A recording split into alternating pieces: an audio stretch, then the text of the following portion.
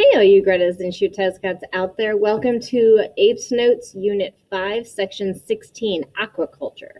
Fish. Up here. So this is the breeding, rearing, and harvesting of fish, shellfish, plants, algae, and other organisms in all types of water environments. So if it comes from the water, this is aquaculture. So fish farming is the biggest, and these are man-made tanks and other enclosures. So the main things you get from this are catfish, tilapia, salmon, carp, cod, and trout. So think of them like big old fishing or swimming pools full of, these are just tarps, full of fish. Very, very, a lot of fish crammed in an area. You can also have what's called mariculture. So these are marine organisms in open sea enclosures or seawater tanks or ponds. So these are things like flounder, shellfish, your shrimp and your oysters, kelp, and other seaweeds. Oh, I love kelp.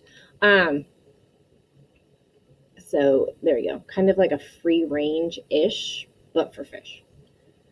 So benefits. It's effective, it's efficient, and they're cost effective. It requires fairly little fuel, and it requires small areas of water, and it results in less habitat destruction than and overfishing of the oceans. It can help mitigate pollution. It, once again, this habitat provision supports fish populations and reduces local climate change impacts. Here you can read all of the words if you want to pause it. So here are some production highlights from 2014. So our biggest critters we get from the marine species are oysters, clams, salmon, shrimp, and mussels. So you can see who is doing this and how many pounds and all that fun stuff. $1.3 billion, that's a lot. Our biggest producers are China, Peru, Chile, Japan, and us. China is where it's at. So once again, this talks about marine aquaculture can build resilient coastal communities by growing working waterfronts, improving environmental quality, and providing healthy, secure food. So if you're doing this aquaculture instead of just like fishing out of the ocean. However, there are drawbacks.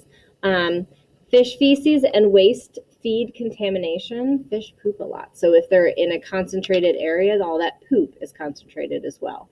The spread of disease and parasites like sea lice to native populations is high because of such a high fish density. And then you also have the issue of large farm fish escape and outcompete or breed with the natives, which can have unintended consequences. So there we go with that. Here's other environmental risks we talked about. So non-native species, the drugs and antibiotics going into them, herbicides to control algal growth on the net pens can then go in.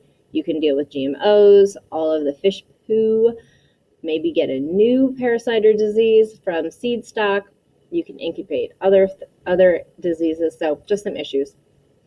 So one thing that they're trying more of, a more sustainable way to do this is called integrated multi-trophic aquaculture, IMTA. And so this is you're going to cultivate all the trophic levels, and you're going to use the waste nutrients to feed those lower levels.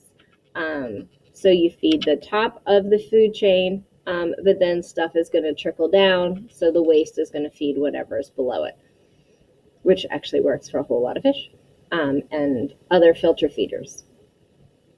All right, end of the notes. Before I go, I want to let each and every one of you know you are good enough, you are smart enough, and people do like you. And in case I don't see you, good afternoon, good evening, and good, do your homework.